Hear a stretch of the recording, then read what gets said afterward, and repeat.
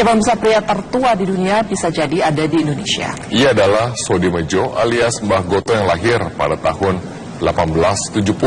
Di usianya yang ke-146 tahun, Mbah Goto punya satu cita-cita yang belum kesampaian. Ini cukup aneh karena ia ingin meninggal dunia. Di rumah sederhana yang terletak di Dusun Segeran, Sambung Macan, Sragen, Jawa Tengah ini, Sodimejo atau Mbah Goto yang berusia 146 tahun tinggal bersama cucunya. Memang tidak ada yang bisa memastikan apakah Mbah Goto benar-benar telah berusia 146 tahun. Namun yang pasti, kartu tanda penduduk yang dimiliki Mbah Goto tertulis tanggal lahirnya, yaitu 31 Desember 1870. Bukti lain datang dari penuturan Mbah Goto sendiri. Walau pendengaran dan penglihatannya sudah jauh berkurang, Mbah Goto masih bisa menceritakan jika dirinya ikut menyaksikan pembangunan pabrik gula Kedung Banteng yang terletak di dekat rumahnya. Sejarah mencatat, Belanda membangun pabrik gula Kedung Banteng pada tahun 1880. Mbah Goto memiliki 3 orang anak dari 4 kali pernikahan. Namun, ketiga anaknya kini semuanya sudah meninggal dunia. Mbah Goto kini tinggal di rumah salah satu cucunya yang bernama Suryanto. Prinsip hidup Mbah Goto adalah sabar dan menerima apa adanya. Namun kenyataan hidup yang diterima, baik manis ataupun pahit, Mbah Goto mengaku menerima semuanya dengan perasaan syukur.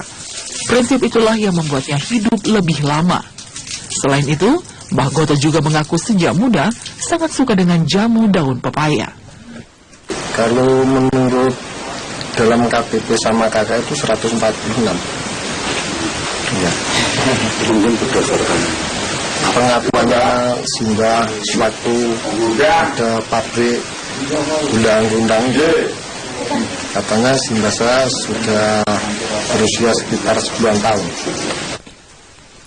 Ketika ditanya apa keinginannya saat ini, Mbah Goto tidak punya keinginan macam-macam. Mbah Goto mengaku hanya ingin meninggal dunia. Dia bahkan telah menyiapkan nisan dengan tulisan namanya yang dibelinya pada tahun 1993 lalu. Dari Sragen, Jawa Tengah, Andi Kurniawan, Metro TV. Pameran Communication Indonesia dan Broadcast Indonesia digelar di Jalan Expo Kemayoran, Jakarta.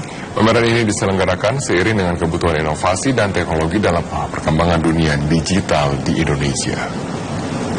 Jawa Barat belum melakukan perekaman IKTP.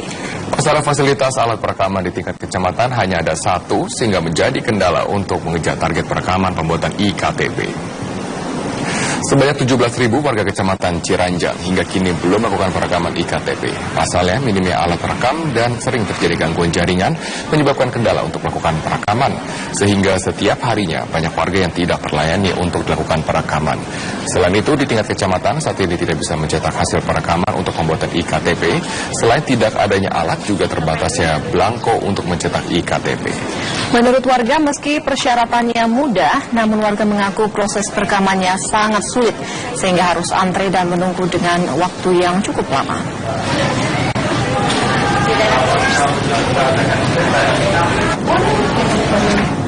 Polisi Resor Blitar, Jawa Timur berhasil mengungkap sindikat pemalsuan kartu elektronik KTP dan juga SIM. Untuk kartu IKTP dan SIM, tersangka menjual seharga Rp200.000 kepada para pemesannya. 2 tersangka pemalsuan kartu elektronik KTP dan SIM berhasil ditangkap Satreskrim Polres Blitar, masing-masing Ibat berusia 32 tahun dan Ruli 35 tahun warga Sanan Kulon, Kabupaten Blitar. Dari tangan para tersangka, petugas menyita 1 unit laptop, printer, scanner, 5 buah SIM dan IKTP palsu yang sudah diubah identitasnya. Di hadapan petugas, tersangka mengaku untuk merubah identitas pada IKTP dan juga SIM dengan cara dihapus dan selanjutnya ditempeli kertas scanner yang berisikan identitas baru. Selanjutnya IKTP atau SIM dijual dengan harga Rp250.000. Kedua tersangka akan dijerat dengan pasal 262 KUHP tentang pemalsuan dokumen dengan ancaman hukuman di atas 5 tahun penjara.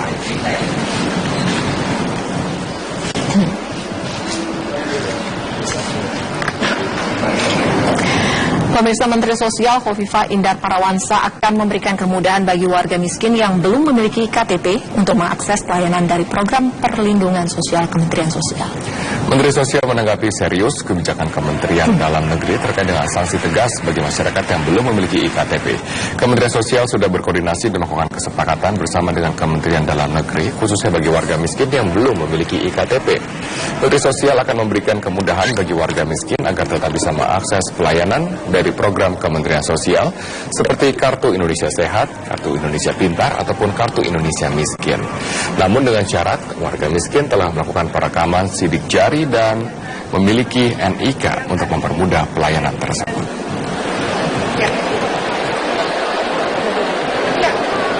Mereka yang miskin tidak punya KTP, mereka cukup fingerprint.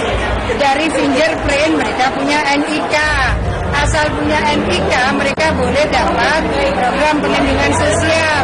Sampai di situ kewenangan Kementerian Sosial. Bahwa nanti sampai dengan KTP-nya itu tugas Kementerian Dalam Negeri. Gitu.